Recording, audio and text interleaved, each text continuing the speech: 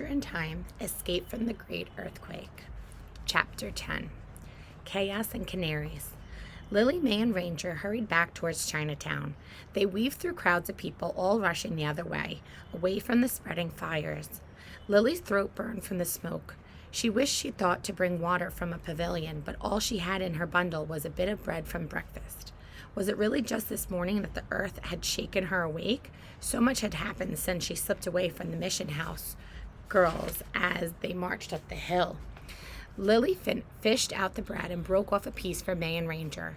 They ate as they walked through the crowd.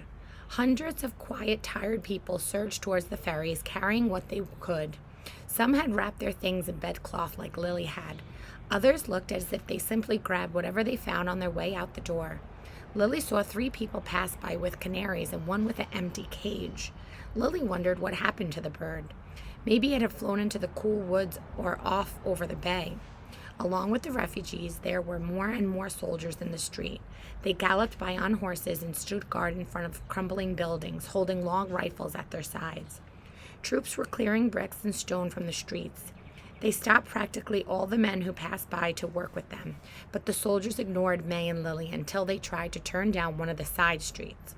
Areas closed off, a soldier said. He towered over them on his horse. May looked at him. "I must get our papers. We live just down the street," and the soldier lifted his gun. "Doesn't matter where you live. They're getting ready to dynamite buildings to stop the fire. No one is going in."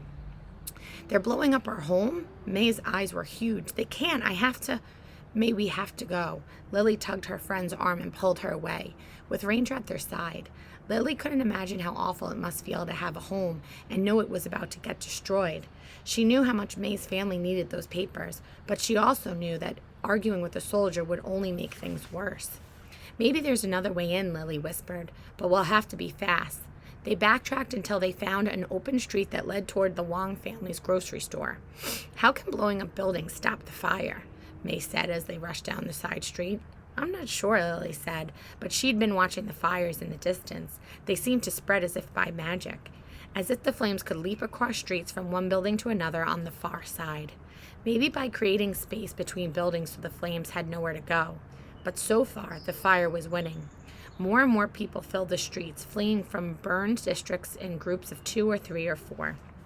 Lily caught bits of their conversations as they hurried past. "No time to go back for the silver. Send word to Uncle Jacob in Oakland. Water and food at the park." Then a voice rose louder than the rest. "Canaries, free. Can you take a bird?"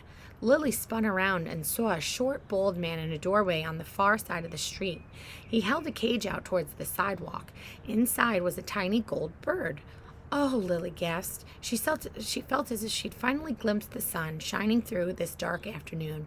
She left May and ran to the man. "We can't, but you're giving them away?" The man nodded sadly. "Just got a big shipment in, and fire's heading this way. There's no way I'll be able to save them all. I'd rather let them go than have them perish." "Lily, come on," May called from the street. "Can you take one?" The man held out the bamboo cage. The bird gave a little hop on its perch. Its tail feathers trembled. "Do you sing?" Lily said, and whistled a few notes. The birds didn't sing back. It looked out at Lily with scared black eyes. "I can't," Lily thought, "not with all they had to carry, not with the fire spreading and papers to save and still so far to go." But the bird's bright feathers reminded her of Gum Gum's shining golden scales, and her eyes burned. "No," she thought. "Yes," she said. She took the cage and hurried back to May. "Lily," May said. "What?" "He was going to be left behind," she said quietly. "I couldn't leave him." "But," May started to say something, but stopped. "Let's go. It's not far." The crowd thinned, and soon they reached the Wong Street, but another soldier on horseback stood guard at the top of the block. He held up a hand when the girls started towards him. "No one's allowed in the area," he barked. "The mayor issued an order. Anyone stealing or looting is to be shot on sight." "We're not looting," Lily blurted. "I live here," May said, "and I have to—" "No exceptions," the soldier said. Lily started past him. She could see the Wong store. It was so close. "Please," May stepped towards the office. Lily pulled her back. "We understand, sir," Lily said, and hustled May around the corner.